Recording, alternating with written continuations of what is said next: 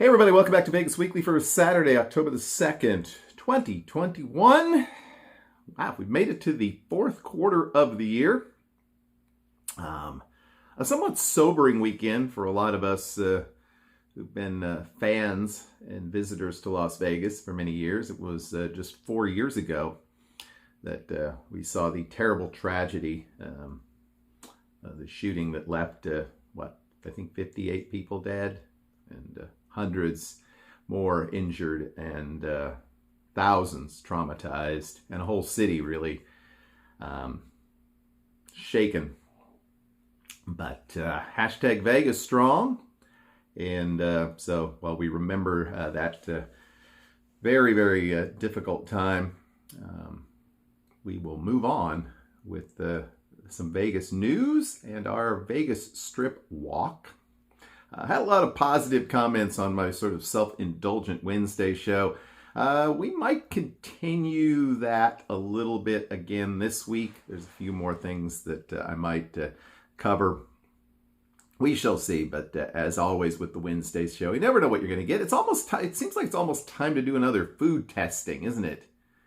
I know so many people love when I eat on camera, so that could be coming up as well. Hey, stay tuned. Make sure you stay tuned to the end of the show because we have an actual contribution from one of our viewers. A few weeks ago, I said, hey, anybody want to do like a little trailer thing and say, hey, hit that like button, subscribe to the channel, leave a comment, that sort of thing. And someone sent me one, so we're going to do that right at the end of the show today. A lot of folks in Las Vegas this weekend. There are two sort of major events happening, and I think they're both happening tonight as I record this, which is Friday. One is the Granny Fest event, which is taking place at El Cortez. The Granny and Dice are performing, I guess. It's going to be a lot of slot channels and vloggers and everything there, and El Cortez has apparently been very accommodating in terms of encouraging a turnout for that, and also making it easier for folks to record their play, and there's some giveaways and stuff, but obviously if you're not there now, if you weren't there last night, you missed that. But I'm sure there'll be some additional meetups and people getting together as a result of that. And of course, Rocktober is also this weekend. And again, I'm not 100% sure on the times on that. That could be today, as in Saturday. But I would have to check. I've not been very good at keeping up with all the exact details since I knew I wasn't going to be there. But all those folks that are in Vegas, I hope y'all have a great time. And have a great time meeting up with so many of your fellow YouTubers and others who have become a part of the community. And hope everybody stays safe and healthy and has a great time and wins big. Okay, so speaking of winning big, perhaps the big winner this week in Las Vegas was Blackstone. You might say, who's Blackstone? Well, they actually own a lot of stuff in Las Vegas, even though they don't necessarily manage it, so to speak. But they are the current owners of the Cosmopolitan. They purchased the Cosmopolitan from Deutsche Bank about 7 years ago for $1.7 billion. That was really a fire sale. The property had not been earning the way that it was anticipated that it might. And Deutsche Bank basically was losing money hand over fist and turned the property over to Blackstone for what essentially was half the price it cost to build the hotel in the first place. And Blackstone did make some renovations to the property, to some of the rooms, and Cosmopolitan has come back pretty strong in the post-COVID era and is doing quite well. It has been speculated for, well, really several years, but certainly this year that there was a deal coming, that someone was going to purchase that property, and a number of names had been raised. I've not really speculated on it much here. Well, I'm sure by now most of you know that the winner, I guess, of the sweepstakes there was MGM Resorts. They paid $1.6 billion for the opportunity to run the hotel and casino operations there. In addition to, I think, $200 million a year in rent over a 30-year period with a number of 10-year options. And I'm not sure exactly what that means, whether that means they have it for 10 years and then they can extend it 10 and extend it 10, or whether it's 30 and then they can extend it 10 and extend it 10. 50 years, that seems like a long time. I don't think the Cosmopolitan is going to be there in 50 years because most properties have somewhat of a shorter shelf life than that. There has been some under the sort of radar scuttlebutt out there that it appeared until very, very late in the game that Penn National was going to be the company that was going to acquire Cosmopolitan. They are the current owners of the M Resort and Tropicana, although Tropicana is in the process of being sold to Bally's. Not Bally's the hotel, but Bally's the casino company. We went through this a few months ago, I think. It gets confusing. But they were apparently sort of the front runners until very close to the end of the negotiations, and there's been some speculation there may have been some I don't know, some shady business going on, or MGM just swooped in at the last minute and made an offer they couldn't refuse. In addition to the monies that MGM is paying for the operations end of things, the actual real estate portion of Blackstone's holdings, so the actual property and buildings itself, were also moved at over $4 billion. And so you start putting the numbers together. Blackstone sold the property for nearly $5.7 billion after acquiring it 7 years ago for $1.7 billion. So a very nice little flip job there. And I think I read somewhere that they invested probably about $500 million in the property over that time period. So they made out like the proverbial bandits there. And of course, there's a lot of folks that are huge fans of Cosmopolitan for obvious reasons. It is a beautiful property. It is a property that has had a very young, fun vibe pretty much since the beginning. It's also a property that seems to have done a really good job of taking care of what I'll call the sort of middle to upper middle class gamblers. You didn't have to be a whale. Didn't have to be really a high roller, but if you played a fair amount of slots, VP, that sort of thing, it seems like they took pretty good care of their customer base, put people up in nice rooms, and the whole sort of players club, the hosts, everything there seems to have been very much to people's liking, shall we say. It's also my understanding they were pretty good to locals.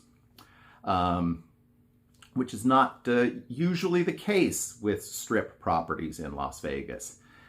So there is quite rightly so, a good deal of hand-wringing over this change. It's not going to happen immediately. It's going to have to jump through all the regulatory hoops here over the next few months. So, I mean, you're looking the first quarter of 2022, probably at the earliest, and it's going to take some time to integrate the slot clubs together.